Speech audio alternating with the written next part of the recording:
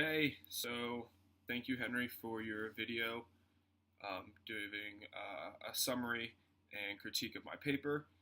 Um, I think you really hit it on the head, at least your interpretation of what I was trying to get across. Again, I think we had a couple similar points in our paper of the differences between positive and negative peace. I think us being partners really solidified the definition there. I might use a couple things from your paper, as you mentioned, of negative and positive peace. So as far as your critique goes, you said that some of the grammar in my paper was a little off.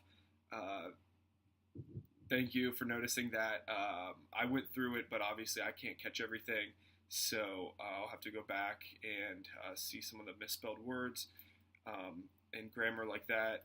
You also said that some of my paragraphs were a little choppy and that they didn't like flow as well as I wanted to. So I'll have to go back and tweak some of those sentences, try to make everything fit together the way I want it to.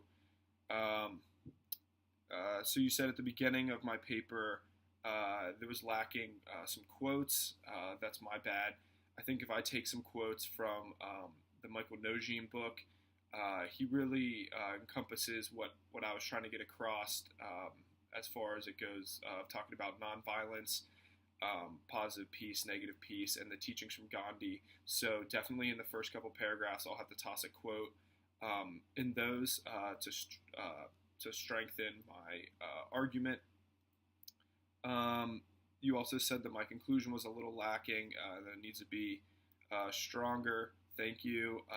I think I need to get a couple, like maybe one page, maybe 2 pages more, and so that'll come in as my conclusion. The conclusion I went back and read it, and it's a little weak, so I'll have to go back and add more to that and wrap up.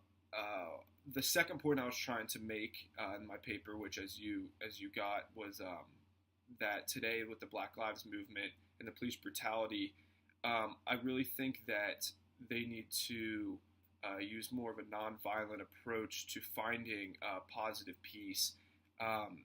As I read in your paper and as taking the history from Martin Luther King, I think that it's important to see how when you fight aggression with nonviolence and for a future with positive peace, that's peace that's going to last.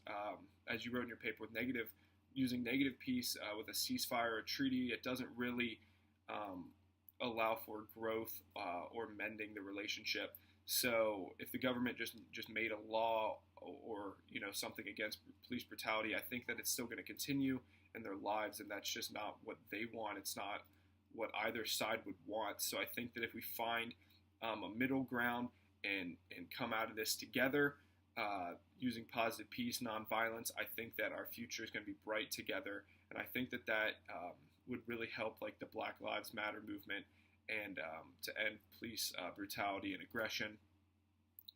And then the last point you mentioned was that I need to make a bibliography. Obviously, I need to do that. I think I was writing in APA format. I'll have to go back and check that.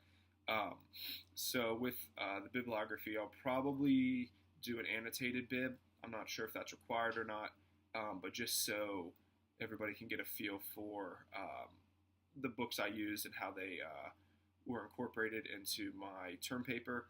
I don't really remember from your paper, but if you get a chance, I would suggest maybe using a quote or two from the Michael Nojim book, Gandhi and King.